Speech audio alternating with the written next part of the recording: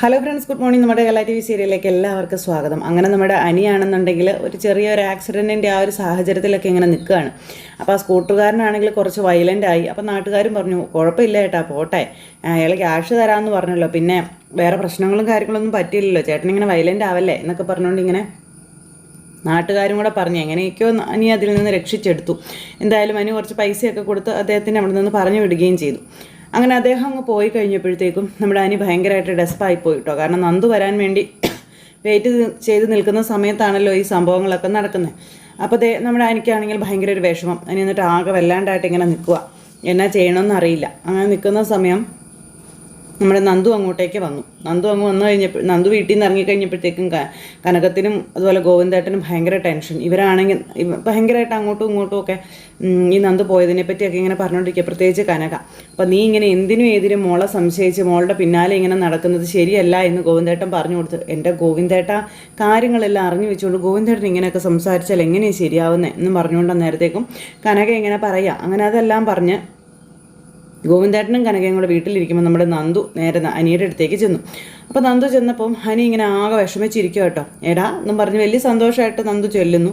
അപ്പോഴേക്കും അനിയുടെ മുഖത്ത് ഭയങ്കര ഒരു മ്ലാനതയൊക്കെ കണ്ടു. അപ്പോൾ ഇത് കണ്ടു കഴിഞ്ഞപ്പം നന്ദു ചോദിച്ചു, എന്താടാ പറ്റിയത്, നിനക്കെന്താ പറ്റിയത്, ഇത്ര നേരം ഒരു കുഴപ്പമുണ്ടായിരുന്നില്ലല്ലോ, ഭയങ്കര ഹാപ്പി ആയിരുന്നല്ലോ, പെട്ടെന്ന് നിനക്ക് എന്നാ പറ്റിയെന്ന് ഇങ്ങനെ ചോദിക്കുമ്പം അത് പിന്നെ ആകെ പ്രശ്നം ആയിടീന്ന് പറഞ്ഞു. പ്രശ്നമോ, എന്ത് പ്രശ്നം, നീ കാര്യം പറയാൻ പറഞ്ഞു. അപ്പോൾ നന്ദുവിനോട് നടന്ന കാര്യങ്ങൾ പറയാൻ അനി ഇങ്ങനെ വണ്ടി കൊണ്ടുവന്ന് ഒതുക്കിയതും അതുപോലെ നന്ദുവിനെ വെയിറ്റ് ചെയ്തതും നിന്ന സമയത്ത് ഡോറ് തുറന്ന് പുറത്തിറങ്ങാൻ തുടങ്ങിയപ്പോഴത്തേക്ക് ഒരു പുള്ളി വന്ന് കയറിയതും പിന്നെ അയാൾ പറഞ്ഞ കാര്യങ്ങളെല്ലാം ഇങ്ങനെ നന്ദുവിനോട് അനി പറയുക. അപ്പോൾ അതൊക്കെ കേട്ട് കഴിഞ്ഞപ്പോൾ ഇത്ര ഉള്ളോ കാര്യം, അതിനാണോ നീ ഇങ്ങനെ വിഷമിച്ചിരിക്കുന്നതെന്ന് ചോദിച്ചു. അല്ലടി, നമ്മൾ ഒരുമിച്ച് ഇന്ന് നല്ലൊരു കാര്യത്തിന് ഇറങ്ങിയപ്പോൾ ഇങ്ങനൊരിത് വന്നപ്പോൾ അതൊരു നിനക്ക് എന്ത് പറ്റി, നീ ഇപ്പോൾ ഇങ്ങനെയൊക്കെയുള്ള കാര്യങ്ങൾ വിശ്വസിക്കാൻ തുടങ്ങിയോ, ഒന്ന് പോകാൻ പറയടാ. എടാ, റോഡാകുമ്പോൾ അങ്ങനെയൊക്കെ സംഭവിക്കും, അതിന് നീ എന്തിനാ നമ്മളുടെ കൂടെ കാഴ്ചയായിട്ട് അതിനെ കമ്പയർ ചെയ്യുന്നത്, അല്ലെങ്കിൽ അതിനെ ഇതൊക്കെ ആക്കുന്നതെന്നൊക്കെ ഇങ്ങനെ ചോദിച്ചാൽ അനിയെ സമാധാനിപ്പിക്കാൻ നന്ദു. അപ്പോൾ എന്തായാലും അനിയുടെ ആ ഒരു സങ്കടം മാറ്റാൻ നന്ദു ശരിക്കും ശ്രമിച്ചു. പിന്നെ ഇന്ന് നല്ല സന്തോഷമുള്ള ഒരു ദിവസം കേട്ടോ, ആ ഒരു ദിവസത്തിൻ്റെ ഇത് നീ ആയിട്ട് കളയാൻ നിൽക്കരുത്, ചെറിയ കാര്യത്തിൻ്റെ പേരിൽ പറഞ്ഞത് മനസ്സിലായോ എന്നൊക്കെ ചോദിച്ച് നന്ദു ഇങ്ങനെ അനിയോട് പറയണം.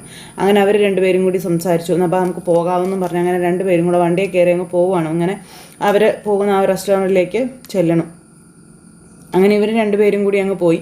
ഇത് കഴിഞ്ഞതിന് ശേഷം പിന്നെ കാണിക്കുന്നത് നമ്മുടെ നയനയാട്ടോ. നയനയാണെന്നുണ്ടെങ്കിൽ വീട്ടിലിങ്ങനെ ആകെ ആലോചനയായിട്ടിരിക്കാം. നേരം വെളുക്കുന്നില്ല, ക്ലോക്കിലേക്ക് നോക്കിയിട്ട് സമയമാണെങ്കിൽ പോണില്ല. രാവിലെ തന്നെ അമ്പലത്തിൽ പോകാനുള്ളതാണല്ലോ. അങ്ങനെ നമ്മുടെ നയന ഇങ്ങനെ അങ്ങോട്ടും ഇങ്ങോട്ടും ഭയങ്കരമായിട്ട് ഓടിക്കൊണ്ടിരിക്കുകയാണ്. അപ്പോൾ ആദർശിന് അത് മനസ്സിലായി, നയനയ്ക്ക് എന്തോ ഒരു ടെൻഷൻ ഉണ്ടെന്നുള്ള കാര്യം. അപ്പോൾ ആദർശ് വന്നിട്ട് ചോദിച്ചു, എന്ത് പറ്റി നിനക്ക്, നീ എന്താ ഭയങ്കരമായിട്ട് ടെൻഷൻ അടിച്ചിങ്ങനെ ഇരിക്കണേ, എന്തെങ്കിലും പ്രോബ്ലം ഉണ്ടോ നിനക്ക്, എന്തെങ്കിലും വിഷമമുണ്ടോ നിനക്ക് എന്നൊക്കെ ചോദിക്കുമ്പോൾ ഇല്ല ആദർശിട്ടാ, എനിക്ക് കുഴപ്പമൊന്നുമില്ല എന്ന് പറഞ്ഞു. പിന്നെ എന്താ നീ ഇങ്ങനെ അങ്ങോട്ടും ഇങ്ങോട്ടും ഇങ്ങനെ ഓടിക്കൊണ്ടിരിക്കുന്നത്, എന്താ പറ്റിയതെന്ന് വെച്ചാൽ കാര്യം പറ നയനയെന്ന് പറഞ്ഞു. അപ്പോൾ ഒന്നുമില്ല ആദർശേട്ടാ, എനിക്കൊരു കുഴപ്പമില്ല എന്നും പറഞ്ഞുകൊണ്ട് നയനെ ഇങ്ങനെ പറയാം. അപ്പോൾ നയനെ അത് പറയുന്നത് കേട്ട് കഴിഞ്ഞിട്ടും ആദർശിന് അത്രയ്ക്ക് അങ്ങ് വിശ്വസിക്കാൻ പറ്റുന്നില്ല. ഒരിക്കലും ഇല്ലാത്തതുപോലെ നയന കിടന്നിങ്ങനെ ഭയങ്കരമായിട്ട് ടെൻഷൻ അടിച്ച് വെപ്രാളം കൂട്ടി ഓടുന്നു. അപ്പം നിനക്ക് എന്തെങ്കിലും അസ്വസ്ഥതകളോ കാര്യങ്ങളോ ഉണ്ടെങ്കിൽ നീ അത് തുറന്ന് പറ, നമുക്ക് ഹോസ്പിറ്റലിൽ പോകാം എന്നും പറഞ്ഞ് ആദർശ് ഇങ്ങനെ പറയാം. ഇല്ല ആദർശേട്ടാ, എനിക്ക് കുഴപ്പമൊന്നുമില്ല എന്ന് പറഞ്ഞു. പിന്നെ എനിക്ക് നാളെ രാവിലെ ഒന്ന് അമ്പലത്തിൽ പോകണമെന്ന് പറഞ്ഞു. കഴിഞ്ഞ ദിവസത്തെ പോലെ വല്ലതും ഒപ്പിച്ച് വെക്കാനാണോ ഇനി, എന്നിട്ട് അതിൻ്റെ പഴി വഴക്കൂടി ഞാൻ കേൾക്കാൻ വേണ്ടിയിട്ടാണോ എന്ന് ആദർശ് ചോദിക്കുമ്പം അങ്ങനെയൊന്നുമില്ല ആദർശേട്ടാ, എനിക്കൊന്ന് അമ്പലത്തിൽ പോകണം, ഞാൻ നിന്നെ നാളെ കൊണ്ടാക്കാം എന്ന് പറഞ്ഞപ്പോൾ വേണ്ട, ആദർശേട്ടന് ഒരുപാട് കാര്യങ്ങൾ ചെയ്ത് തീർക്കാനുള്ളതല്ലേ, ആദർശേട്ടൻ വരുമൊന്നും വേണ്ട, ഞാൻ ചേച്ചിയും കൂട്ടിക്കൊണ്ട് പോയിക്കോളാം, ആൻറ്റിയും കൂട്ടിക്കൊണ്ട് പോയിക്കോളാം എന്ന് പറഞ്ഞു. അപ്പോൾ നിൻ്റെ സംസാരത്തിൽ എന്തൊക്കെയോ ഒരു വശപ്പശകുണ്ടല്ലോ എന്ന് ആദർശ് പറഞ്ഞു. എന്ത് വശപ്പശക്, ആദർശേട്ടന് വെറുതെ തോന്നുന്നതാണ്, ഒരു വശപ്പശകും ഇല്ല. ഞാനെന്തായാലും നാളെ എലിസബത്ത് ആൻറ്റിയും കൂട്ടി അവിടെ പോയി അമ്പലത്തിൽ പോയി തൊഴുത് പ്രാർത്ഥിച്ച് ചില വഴിപാടുകളും കാര്യങ്ങളൊക്കെ നടത്തണം, മുത്തശ്ശന് നമ്മളോടുള്ള പിണക്കം മാറാനും മറ്റുമൊക്കെ ആയിട്ട്. അതിന് നീ എത്രയൊക്കെ വഴിപാട് നടത്തിയിട്ട് കാര്യമൊന്നുമില്ല, അത് നടക്കുമെന്നും തോന്നണില്ലെന്ന് പറയുമ്പം അങ്ങനെയൊന്നും പറയില്ലേ ആദർശേട്ടാ, ചിലപ്പം നമ്മുടെ മുത്തശ്ശന് നമ്മളോട് സ്നേഹമാണെങ്കിലോ നമ്മളൊന്നും അറിയാതെ മുത്തശ്ശൻ അതിങ്ങനെ മനസ്സിൽ കൊണ്ട് നടക്കണതാണെങ്കിലോ എന്നൊക്കെ ഇങ്ങനെ നയന ചോദിക്കുമ്പം എൻ്റെ മുത്തശ്ശൻ എനിക്ക് അറിഞ്ഞൂടെ എന്ന് ആദർശ് ചോദിക്കുക. അപ്പം നയന ഇങ്ങനെ മനസ്സിൽ പറഞ്ഞു, ആദർശേട്ടനെ മുത്തശ്ശനെ അറിയില്ല എന്ന്.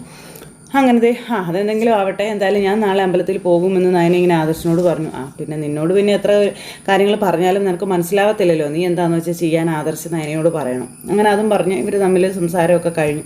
ഇത് കഴിഞ്ഞപ്പോഴത്തേക്കും പിന്നെ നന്ദു അനിയും കൂടെ അവിടെ ഇരുന്ന് ഫുഡ് കഴിക്കുന്നു. അതുപോലെ തന്നെ വിജയത്തിൻ്റെ കാര്യങ്ങളൊക്കെ പറയുന്നു. വന്ന ടെൻഷനുകളെ പറ്റിയും അതുപോലെ അബിയുടെ ആൾക്കാരും നേരിട്ട ആ ഒരു ഇതിനെ പറ്റിയും ഒക്കെ പറയണം. അബിക്ക് അട്ടി കിട്ടിയതൊരു പോലെ ആയി. നമ്മുടെ അനി കയറി ചെന്നപ്പോൾ അബി ഭയങ്കരമായിട്ട് ഇൻസൾട്ടായിപ്പോയി തുടങ്ങിയ കാര്യങ്ങളൊക്കെ പറയാം. പക്ഷേ ഇനി അവനെ സൂക്ഷിക്കണമെന്നും ഇനി അവൻ എന്തിനും പോകുന്നവനാണെന്നും അതുപോലെ തന്നെ നവ്യേച്ചിയും അവൻ്റെ കൂടി നിന്ന് ഇനി ഇരട്ടി പാര പണിയാനേ നോക്കുള്ളൂ എന്ന കാര്യങ്ങളെല്ലാം പറയുവാണ്. അപ്പോൾ അങ്ങനെ ആ കാര്യങ്ങളെല്ലാം ഇവർ തമ്മിൽ സംസാരിക്കുന്നു. അതുകൊണ്ട് കുടിച്ച വെള്ളത്തിൽ പോലും നവ്യയും വിശ്വസിക്കരുതെന്ന് ഇവർ പരസ്പരം അങ്ങോട്ടും ഇങ്ങോട്ടും പറയുക. അങ്ങനെ ഇവർ ഈ കാര്യങ്ങളെല്ലാം സംസാരിച്ചും ഷെയർ ചെയ്തും ഭക്ഷണമൊക്കെ കഴിച്ചുകൊണ്ടിരിക്കുന്ന സമയത്ത് നമ്മുടെ നവീൻ്റെ കോള് നന്ദുവിന് വരും കേട്ടോ. അപ്പോൾ ഈ രാത്രിക്ക് നവീൻ ഇങ്ങനെ വിളിക്കുന്നു. നന്ദു ആ നവീനേട്ടനാണല്ലോ എന്നും പറഞ്ഞുകൊണ്ട് കോൾ എടുത്തു. എനിക്ക് ഭയങ്കരമായിട്ട് ദേഷ്യം, ഈ സമയത്തും അവനിങ്ങനെ വിളിച്ചുകൊണ്ടിരിക്കുന്നതിൻ്റെ കലിപ്പ്. ഹലോ നവീനേട്ടാ, പറ നവീനേട്ടാ, എന്താ ഈ നേരത്ത് എന്നൊക്കെ ചോദിക്കുമ്പം നന്ദു സോറി കിടന്നായിരുന്നോ, എന്നാണ്ട് വിശേഷങ്ങളൊക്കെ ചോദിച്ചു. അത് പിന്നെ ഞങ്ങൾ അപ്പോഴത്തേക്കും അനി എന്നൊക്കെ പറഞ്ഞുകൊണ്ട് ഇങ്ങനെ കണ്ണടച്ച് കാണിക്കുക, പറയരുതെന്നും പറഞ്ഞു. അത് പിന്നെ ഞങ്ങൾ എല്ലാവരും കൂടെ ഒക്കെ ഇങ്ങനെ സംസാരിച്ചൊക്കെ കഴിഞ്ഞപ്പോൾ ഇങ്ങനെ വന്നതേ ഉള്ളൂ എന്നൊക്കെ പറഞ്ഞുകൊണ്ട് നന്ദു ഇങ്ങനെ കിടന്ന് ഉരുണ്ട് കളിക്കാം. അപ്പോൾ ഇന്ന് നല്ല തിരക്കുള്ള ദിവസമായിരുന്നല്ലേ എന്നൊക്കെ ചോദിച്ചുകൊണ്ട് ഇങ്ങനെ വിശേഷങ്ങൾ ഓരോന്ന് ചോദിച്ചുകൊണ്ടിരിക്കുന്നു നമ്മുടെ നവീൻ. അതിനുശേഷം അടുത്ത ദിവസം ഒരു ട്രീറ്റിനെ പറ്റി നവീൻ പറയാം, പിന്നെ അനന്തപുരിക്കാരുടെ ഇത്തവണത്തെ വിജയത്തെ പറ്റിയൊക്കെ. അപ്പോൾ അത് ഒരുപാട് സന്തോഷമുള്ള കാര്യമല്ലേ നവീനേട്ടാന്നൊക്കെ ചോദിച്ചു നന്ദു അങ്ങോട്ട് പറയുകയും ചെയ്തു. അപ്പോൾ അത് ഏതായാലും അനി MD ആയതിനു ശേഷം വന്ന ആദ്യത്തെ വിജയമാണ്. അതേതായാലും അവൻ്റെ നിലനിൽപ്പിന് ഒരുപാട് നല്ലതാണെന്നും അല്ലെങ്കിൽ അത് പ്രശ്നമാകുമെന്ന കാര്യങ്ങളൊക്കെ ഇങ്ങനെ പറയാം നമ്മുടെ നന്ദുവിനോട് ഈ നവീനെ. അപ്പോൾ അതാ നവീൻ ചേട്ടൻ പറഞ്ഞത് സത്യം തന്നെയാണെന്ന് നന്ദുവും പറഞ്ഞു. അങ്ങനെ ഇവർ സംസാരിച്ചു. അപ്പോൾ അടുത്ത ദിവസത്തെ ഡിന്നറിനെ പറ്റിയും അതുപോലെ പാർട്ടിയെ പറ്റിയൊക്കെയുള്ള കാര്യങ്ങൾ പറയാം. നമുക്ക് നോക്കാം നവീനേട്ടാന്നും പറഞ്ഞുകൊണ്ട് നന്ദു ഫോൺ അങ്ങ് കട്ട് ചെയ്തു. അത് കഴിഞ്ഞപ്പോഴത്തേക്കും എനിക്ക് ഭയങ്കര ദേഷ്യം, ഇവനെന്തിന് ഈ നേരം കെട്ട നേരത്തൊക്കെ നിന്നെ വിളിക്കാൻ നിൽക്കുന്നതെന്ന് അതിന് ചോദിക്കുമ്പം നീ എന്താണ് ഇങ്ങനെയൊക്കെ പറയുന്നത്, നവീനേട്ടനല്ലേടാ വേറെ ആരും അല്ലല്ലോ എന്ന് പറഞ്ഞു. നവീനേട്ടൻ എന്തിനും ഏതിനും ഒരു നവീനേട്ടൻ എന്ന് പറഞ്ഞ് അതിന് ദേഷ്യപ്പെടുന്നു. അതിന് നീ എന്തിനാ ദേഷ്യപ്പെടുന്നത്, നവീനേട്ടൻ നമുക്കറിയാത്ത ആളവല്ലോ ആണോ, അദ്ദേഹം എന്നെ ഒരുപാട് കാര്യങ്ങളിൽ സഹായിച്ചിട്ടുള്ളതാണ്. അതുമാത്രമല്ല നമ്മുടെ നയനേച്ചിക്ക് അദ്ദേഹം ചെയ്തു തന്ന ഉപകാരം, അതുപോലെ അനന്തപുരിക്കാർക്ക് അദ്ദേഹം ചെയ്തു തന്ന ഉപകാരം, നിനക്ക് അദ്ദേഹം ചെയ്തു തന്ന ഉപകാരം, ഇതൊന്നും നീ മറന്നു പോകരുത്, വന്ന വഴിയിൽ സഹായിച്ചവരെ മറന്നു പോകരുതെന്ന് നന്ദു ഇങ്ങനെ അനിയോട് പറയും. ഞാൻ ആരെയും മറന്നിട്ടൊന്നുമില്ല എന്നും പറഞ്ഞുകൊണ്ട് അനി ഇങ്ങനെ ഇരിക്കുക. എനിക്കാണെങ്കിൽ ഭയങ്കര ദേഷ്യമായി. നീ എന്തിനാ ചൂടാവണേ എന്നൊക്കെ ചോദിച്ചുകൊണ്ട് നന്ദു ഒന്നുമില്ല, നമ്മൾ തമ്മിലുള്ള ഈ ഒരു സ്വകാര്യ നിമിഷങ്ങൾ വേറൊരാൾ കയറി വരുന്നത് എനിക്ക് ഇഷ്ടമല്ല നന്ദു എന്നും പറഞ്ഞുകൊണ്ട് അനി ഇങ്ങനെ പറഞ്ഞു. നീ കുറച്ച് സ്വാർത്ഥനാകുന്നുണ്ടോ എന്ന് എനിക്കൊരു സംശയമുണ്ട് കേട്ടോ എന്ന് പറഞ്ഞപ്പം നിൻ്റെ കാര്യത്തിൽ ഞാൻ കുറച്ച് സ്വാർത്ഥനാണെന്നൊക്കെ പറഞ്ഞ് അനി ഇങ്ങനെ ഇരിക്കുന്നു. എന്തായാലും ആ വിഷയം വിട്, ഇനി അതിൻ്റെ പേരിലൊന്നും രണ്ടും പറയണ്ട, നമ്മുടെ ഇന്നത്തെ ദിവസം അങ്ങ് പോയി കിട്ടുമെന്ന് നന്ദു. പിന്നെ അവർ വർത്തമാനമൊക്കെ പറഞ്ഞ് ഫുഡൊക്കെ കഴിച്ചും ജ്യൂസൊക്കെ കുടിച്ചും ഇങ്ങനെ അവിടെ ഇരിക്കുക. അത് കഴിഞ്ഞ് പിന്നെ ഇതെല്ലാം കഴിഞ്ഞു രാവിലെയായി. നമ്മുടെ നയന രാവിലെ തന്നെ എഴുന്നേറ്റ് കുളിയൊക്കെ കഴിഞ്ഞ് അമ്പലത്തിൽ പോകാൻ ധൃതി കൂട്ടുക കേട്ടോ. അപ്പോഴത്തേക്ക് എലിസബത്ത് ആൻറ്റി അങ്ങോട്ടേക്ക് വന്നു. ആൻറ്റി നമുക്കൊന്ന് അമ്പലം വരെ പോകണമെന്ന് പറഞ്ഞു. മോളെ ഞാൻ വരണോ? മോള് ആൻറ്റി വരണമെന്നോ? ആൻറ്റി അല്ലേ ഇവിടെ എല്ലാ കാര്യങ്ങളും പറഞ്ഞ് ഏൽപ്പിച്ചിരിക്കുന്നത്. ആദർശേട്ടൻ എന്തോ ആവശ്യത്തിനൊക്കെ ആയിട്ട് പുറത്തേക്ക് പോവുക, പിന്നെ തന്നെ പോകാൻ എനിക്കൊരു മടി. ചേച്ചി ആൻറ്റി എൻ്റെ കൂടെ വരണമെന്ന് പറഞ്ഞു. അപ്പോൾ ഞാൻ വരാമെന്ന് പറഞ്ഞു. അങ്ങനെ ഞാൻ ഫ്രഷായിട്ട് വരാമെന്ന് പറഞ്ഞുകൊണ്ട് എലിസബത്ത് ആൻറ്റി കുളിക്കാനൊക്കെ റെഡി ആവാനൊക്കെ ആയിട്ട് അങ്ങ് പോയി. നയനയാണെന്നുണ്ടെങ്കിലും മുത്തശ്ശൻ എന്നായിരിക്കും പറയാൻ പോകണം, മുത്തശ്ശൻ എന്നായിരിക്കും പറയാൻ പോകണമെന്നുള്ള ആ ഒരു ആകാംക്ഷയോടുകൂടി ഇങ്ങനെ നിൽക്കുക. രണ്ടുപേരും കുളിയൊക്കെ കഴിഞ്ഞ് റെഡിയായി അമ്പലത്തിലേക്ക് ചെന്നു. ഈ സമയത്ത് നമ്മുടെ മുത്തശ്ശൻ അവിടെ ഉണ്ടായിരുന്നു. മുത്തശ്ശനാണെന്നുണ്ടെങ്കിൽ കൊച്ചുമോള് വരുന്നത് വെയിറ്റ് ചെയ്തുകൊണ്ട് ഇങ്ങനെ നിൽക്കുക. ആ സമയത്ത് നമ്മുടെ നയനയും എലിസബത്തും അങ്ങോട്ടേക്ക് ചെന്നു. അപ്പോൾ മുത്തശ്ശൻ അവിടെ തൊഴുത്ത് പ്രാർത്ഥിക്കുന്നു. നയനെ അവിടെ തൊഴുത്ത് പ്രാർത്ഥിക്കാനായിട്ട് അങ്ങ് ചെന്നു. ചെല്ലുമ്പോഴും നയനെ ഇങ്ങനെ ചുറ്റുവട്ടോ നോക്കുക കേട്ടോ, മുത്തശ്ശൻ അങ്ങനെ അവിടെ നിൽപ്പുണ്ടോ, മുത്തശ്ശനെ കാണാൻ പറ്റുമോ എന്നൊക്കെയുള്ള ഒരു ഇതിൽ ഇങ്ങനെ നോക്കിക്കൊണ്ട് ഇങ്ങനെ നിൽക്കുക. എന്തായാലും നമ്മുടെ നയനെ പ്രാർത്ഥിച്ച് കഴിഞ്ഞപ്പോഴത്തേക്കും മുത്തശ്ശനെ കണ്ടു. മുത്തശ്ശൻ ഇവരെയും കണ്ടു. ഈ സമയത്ത് എലിസബത്ത് ആൻറ്റി അവിടെ ഇങ്ങനെ മാറി നിൽക്കുവാണ്. അപ്പോൾ എലിസബത്ത് ആൻറ്റിയെ കണ്ടപ്പോൾ മുത്തശ്ശൻ അങ്ങനെ നോക്കിയപ്പോൾ മുത്തശ്ശൻ്റെ അടുത്തേക്ക് ചെന്നു. സാറ് നയനമോള് വന്നിട്ടുണ്ടെന്ന് ഇങ്ങനെ പറയുമ്പം ആ കുട്ടി മോളോട് വരാൻ പറഞ്ഞത് ഞാനാണെന്ന് മുത്തശ്ശൻ പറയാം. സാർ എന്ത് ചെയ്യാൻ പോവാന്ന് ചോദിക്കുമ്പോൾ അത് എലിസബത്ത് ഇനിയും ഇക്കാര്യങ്ങൾ ഇങ്ങനെ മുന്നോട്ട് കൊണ്ടുപോയാൽ ശരിയാവില്ല എന്നും നയനമോളെങ്കിലും സത്യം അറിഞ്ഞിരിക്കണമെന്നും അല്ലെങ്കിൽ അത് അവൾക്കും അവളുടെ വയറ്റിൽ വളരുന്ന കുഞ്ഞിനും ദോഷമായി ഭവിക്കുമെന്നുള്ള കാര്യങ്ങളും മുത്തശ്ശൻ ഇങ്ങനെ പറയാം. അതുകൊണ്ട് നയനമോളോട് എല്ലാ കാര്യങ്ങളും പറയാൻ പോകാമെന്ന് പറഞ്ഞു. അപ്പോൾ നയനമോളോട് പറഞ്ഞാൽ ആദർശ് സാറും അത് അറിയില്ലേ എന്ന് ചോദിച്ചേ. അപ്പോൾ അത് കേട്ടപ്പോൾ ഞാൻ എൻ്റെ മോളോടൊരു കാര്യം പറയരുതെന്ന് പറഞ്ഞാൽ അവളത് ആരോടും പറയില്ല എന്ന് മുത്തശ്ശൻ ഇങ്ങനെ പറയുന്നു. അത് കഴിഞ്ഞപ്പോഴത്തേക്കും നയന ഇങ്ങനെ തൊഴുത് പ്രാർത്ഥിച്ചു വന്നു. അപ്പോൾ ഇവർ രണ്ടുപേരും കൂടെ സംസാരിച്ചുകൊണ്ട് നിൽക്കുക. അപ്പോൾ ഇവരെ കണ്ടപ്പോഴത്തേക്കും നയന ഇവരുടെ അടുത്തേക്ക് വന്നു. അപ്പോൾ എലിസബത്ത് ആൻറ്റി പറഞ്ഞു ഞാൻ അപ്പുറത്തേക്ക് മാറി നിൽക്കാം എന്ന് പറഞ്ഞു. അങ്ങനെ എലിസബത്ത് ചേച്ചി അപ്പുറത്തേക്ക് മാറി നിൽക്കുമ്പോൾ മുത്തശ്ശൻ എന്തിനാ എന്നെ കാണണമെന്ന് പറഞ്ഞേ എന്ന് ചോദിച്ചു. അപ്പം മുത്തശ്ശനാണെന്നുണ്ടെങ്കിൽ മോളുടെ വിശേഷങ്ങളും തളർച്ചകളെ പറ്റിയും അതുപോലെ ക്ഷീണത്തെ പറ്റിയൊക്കെ ചോദിച്ചു. അപ്പോൾ കുഴപ്പമൊന്നുമില്ല മുത്തശ്ശ എന്നൊക്കെ ഇങ്ങനെ നയന പറയാം. ഈ സമയത്ത് മുത്തശ്ശൻ എന്തിനാ എന്നെ കാണണമെന്ന് പറഞ്ഞെന്ന് ചോദിക്കുമ്പോഴത്തേക്കും നമ്മൾ തമ്മിൽ ഇന്ന് ഇവിടെ വെച്ച് കണ്ട കാര്യങ്ങൾ ആദർശ് അറിയാൻ പാടില്ല, ആദർശ് എന്നല്ല മറ്റാരും അറിയാൻ പാടില്ല എന്നുള്ള കാര്യങ്ങൾ പറയുക. അതുപോലെ തന്നെ ഇത് വളരെ രഹസ്യമായിരിക്കണമെന്നും എന്നെ ഇന്ന് ഇവിടെ വെച്ച് കണ്ട കാര്യങ്ങളൊന്നും ആരോടും പറയരുത് തുടങ്ങിയ കാര്യങ്ങളൊക്കെ മുത്തശ്ശൻ ഇങ്ങനെ നയനയോട് പറഞ്ഞു. ഇല്ല മുത്തശ്ശ, ഞാൻ ആരോടും പറയില്ല എന്ന് നയനയും പറഞ്ഞു. മുത്തശ്ശൻ എന്തിനാണ് ഞങ്ങളോട് ഇങ്ങനെ ദേഷ്യം കാണിക്കുന്നത്? മുത്തശ്ശൻ്റെ ഉള്ളിൽ സ്നേഹം വെച്ചുകൊണ്ട് എന്തിനാ മുത്തശ്ശൻ ഇങ്ങനെ എന്നൊക്കെ ചോദിക്കുമ്പോൾ എനിക്ക് എൻ്റെ നയന മോളോട് ഒരു ദേഷ്യവും ഇല്ല, എൻ്റെ മോളോട് എനിക്ക് സ്നേഹം മാത്രമേ ഉള്ളൂ എന്ന് പറഞ്ഞു. നിന്നോടുള്ള സ്നേഹം കൊണ്ടാണ് നിന്നെ ഇപ്പോൾ വിളിച്ച് കാണണമെന്ന് പറഞ്ഞതെന്നുള്ള കാര്യങ്ങൾ മുത്തശ്ശൻ പറയാം. അപ്പോൾ എന്നോട് മുത്തശ്ശൻ്റെ സ്നേഹമാണെന്ന് എനിക്കറിയാം. അപ്പോൾ എൻ്റെ ആദർശേട്ടനോടോ എന്നിങ്ങനെ ചോദിക്കുമ്പോൾ ആദർശിനോട് എനിക്ക് ഒരിക്കലും പിണങ്ങാനോ അല്ലെങ്കിൽ അവനെ വെറുക്കാനോ കഴിയില്ല. കാരണം അവനില്ലെങ്കിൽ ഞാനില്ല, എൻ്റെ ജീവനാണ് എൻ്റെ ആദർശ്.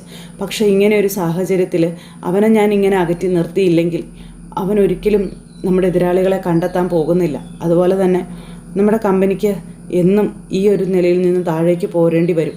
ഒരിക്കലും നമ്മുടെ കമ്പനി ഉയർത്തെഴുന്നേൽക്കുകയില്ല. ശത്രുക്കൾക്ക് മുന്നിൽ നമ്മൾ എന്നും തോറ്റ് ഇരിക്കുക തന്നെ ചെയ്യേണ്ടി വരും. അങ്ങനെ മൂർത്തീസ് ജ്വല്ലറിയുടെ പതനം കാണാൻ കാത്തിരിക്കുന്നവർക്ക് അതിലേക്കുള്ളൊരു വഴി നമ്മൾ ഇട്ട് കൊടുക്കേണ്ട കാര്യമുണ്ടോ എന്ന് ചോദിച്ചു. ഇതിപ്പോൾ ആദർശ് എന്തൊക്കെ കാര്യങ്ങൾ ചെയ്യുന്നുണ്ടെന്നും നമ്മുടെ കമ്പനിയെ കയറ്റിക്കൊണ്ട് വരാനായിട്ട് അവൻ എത്രത്തോളം കഷ്ടപ്പെടുന്നുണ്ടെന്നും എനിക്ക് നന്നായി അറിയാവുന്ന കാര്യങ്ങളൊക്കെ മുത്തശ്ശൻ ഇങ്ങനെ പറയുക. അപ്പോൾ അതൊക്കെ കേട്ട് കഴിഞ്ഞപ്പോഴത്തേക്കും നയനയ്ക്ക് ഭയങ്കര സന്തോഷം.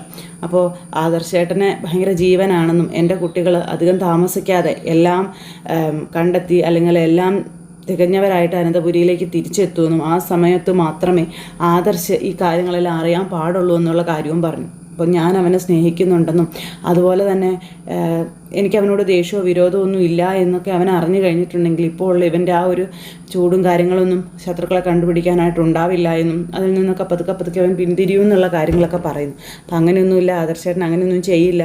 ആദർശേട്ടന് ആരാണോ നമ്മുടെ ശത്രു എന്ന് കണ്ടുപിടിക്കാനുള്ള വാശിയാണെന്നുള്ള കാര്യങ്ങളൊക്കെ പറഞ്ഞു. അപ്പോൾ ശരി ആയിക്കോട്ടെ എന്നുള്ള രീതിയിൽ നമ്മുടെ നയനെ ഇങ്ങനെ നിൽക്കുക. അപ്പോൾ ആദർശേട്ടനോട് ഈ കാര്യം പറയില്ല എന്നും പറയുകയും ചെയ്തു.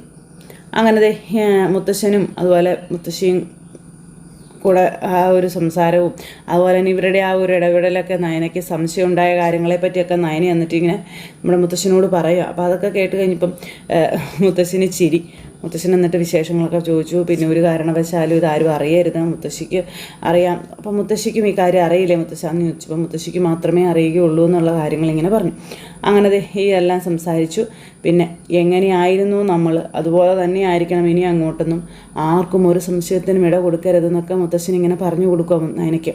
അങ്ങനെ മുത്തശ്ശനും മരുമോളും കൂടെ കണ്ട് സംസാരിച്ചു. ഈ സമയത്ത് നമ്മുടെ നവ്യ അവിടെ AN ജ്വല്ലറിയിൽ പാര പണിതുകൊണ്ടിരിക്കുക, അടിവേര് മാന്തിക്കൊണ്ടിരിക്കുകയാണ്.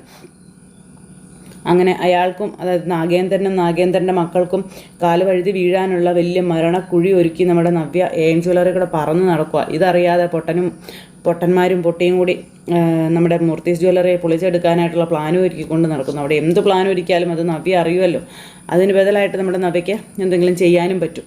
അപ്പോൾ ഇതെല്ലാം അവിടെ പ്ലാൻ ചെയ്തിട്ട് വന്ന് നവ്യയോട് പറയും ഈ അബി എന്ന് പറയുന്ന പൊട്ടൻ.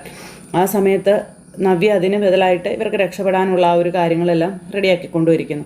അപ്പോൾ എന്തായാലും മുത്തശ്ശൻ നയനയെ ചേർത്ത് പിടിച്ചു, രഹസ്യങ്ങളെല്ലാം നയനയെ അറിയിച്ചു. ആ ഒരു സന്തോഷത്തിൽ നമ്മുടെ നയന നിൽക്കുന്നു. ഈ സമയത്ത് എലിസബത്ത് ആൻറ്റി അവരുടെ അരികിലേക്ക് വന്നു കഴിഞ്ഞപ്പോൾ എലിസബത്ത് ആൻറ്റിയോടും കാര്യങ്ങളെല്ലാം മുത്തശ്ശൻ പറയുവാണ്. അങ്ങനെ ഇവർ 3 പേരും കൂടി ഒരു ധാരണയൊക്കെ ഉണ്ടാക്കി കണ്ടു പിരിയുക. അങ്ങനെ മുത്തശ്ശൻ അവിടുന്ന് പോയി. നയനയും അതുപോലെ എലിസബത്ത് ചേച്ചി വീട്ടിലേക്കും പോയി. അങ്ങനെ ആ ഒരു കാര്യം അവിടെ സേഫായി സെറ്റായി. സമയത്ത് ഇവർക്ക് വേണ്ടി കഷ്ടപ്പെട്ടുകൊണ്ടിരിക്കുകയാണ് മറ്റുള്ളവരുടെ മുന്നിൽ ദുഷ്ടത്തി എന്നുള്ളൊരിതിൽ നമ്മുടെ നവ്യ. അങ്ങനെ നമ്മുടെ AN ജ്വല്ലറിയുടെ കുഴി തോണ്ടിക്കൊണ്ടിരിക്കുന്ന നവ്യ ഈ സമയത്ത് മൂർത്തീസ് ജ്വല്ലറി പടിപടിയായിട്ട് കയറിക്കൊണ്ടിരിക്കുന്നു. ആദർശാണെന്നുണ്ടെങ്കിൽ നെട്ടോട്ട് ഓടിക്കൊണ്ടിരിക്കുന്നു. അനിയും അതുപോലെ തന്നെ. നയന ഇപ്പോൾ ഫുൾ ഫ്രീ ആയി, ഫുൾ ഹാപ്പിയായി. ഇനിയിപ്പോൾ അങ്ങോട്ടേക്ക് കയറാനുള്ള ആ ഒരു ദിവസങ്ങൾ അടുക്കുന്നത് നോക്കി നമ്മുടെ നയനി ഇരിക്കുന്നത് മുത്തശ്ശനോട് പറയുകയും ചെയ്തു. അതുപോലെ തന്നെ ആദർശിന് ഇനി കട്ട സപ്പോർട്ടിട്ട് ഇത്രയും നാൾ നിന്നതിൻ്റെ ഇരട്ടി പവറിൽ ഇനി നിൽക്കാൻ നയനെ തീരുമാനിക്കുകയും ചെയ്തു. അങ്ങനെയൊക്കെ ഒരു സിറ്റുവേഷനും കാര്യങ്ങളൊക്കെ ആയിട്ടാണ് നമ്മുടെ അടുത്ത ആഴ്ചത്തെ കഥ വരാൻ പോണത്. അപ്പോൾ ആരും തന്നെ മിസ് ചെയ്ത് കളയാതെ എല്ലാവരും കാത്തിരുന്ന് കാണണം കേട്ടോ. എല്ലാവർക്കും നല്ലൊരു ദിവസം ആശംസിക്കുകയാണേ. അടുത്ത സൂപ്പർ ഹിറ്റ് കഥയുമായി കാണുന്നത് വരെ എല്ലാവർക്കും ടാറ്റാ.